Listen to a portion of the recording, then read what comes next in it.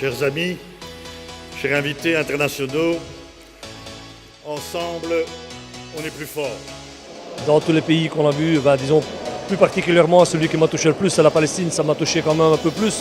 Parce que là, j'y ai vécu quelques reportages et donc quand on voit les difficultés qu'ils ont encore aujourd'hui, où ils ont du mal à s'exprimer, ils ne peuvent même pas s'exprimer parfois, il y a un travail énorme à faire là.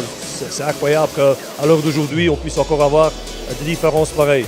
Le débat de ce matin était vraiment très intéressant. L'échange avec les autres organisations internationales, notamment concernant le dumping social, nous apporte évidemment beaucoup en tant que centrale générale FGTB, puisque dans le secteur de la construction, nous avons perdu 25 000 emplois sur les 5 dernières années.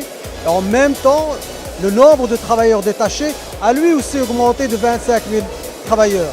Ce qui fait que nous subissons de plein fouet ce phénomène donc, de dumping social.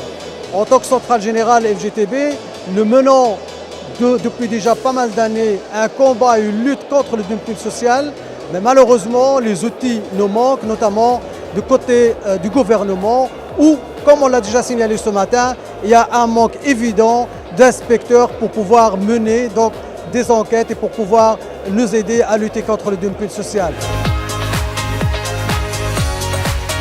Durant tout le congrès, le CEPAC et la FGTB organisent une exposition de la lutte des sans-papiers. C'est une série de photos qui ont été prises par des militants proches de la FGTB et de la FGTB, Freddy Boucher et Jean-Marie Le Burton, qui sont aussi des artistes parce que c'est maintenant leur hobby principal. Ils ont fait des écoles d'art. À travers ça, ils expriment les sans-papiers qui se battent pour leur liberté, pour leur reconnaissance, pour ne plus être des personnes invisibles. C'est une exposition qui dit qu'il est encore possible d'espérer, qu'il est encore possible de se battre et d'abattre des murs justement pour que les personnes puissent circuler librement et dans le respect des droits fondamentaux. Donc la campagne des 14 €, je suis contente que ce soit un des thèmes qui a l'air d'être vraiment mis en avant lors de ce congrès.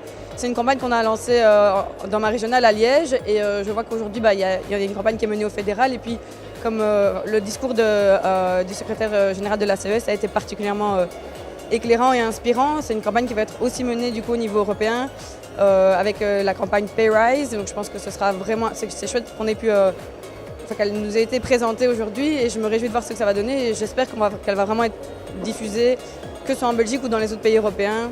C'est vraiment une campagne pour l'augmentation salariale qu'on mène ensemble au niveau européen pour que ça puisse avoir un véritable impact. Ensemble, on est plus fort. Ensemble, on est plus fort. Ensemble, on est plus fort. Ensemble, on est plus fort.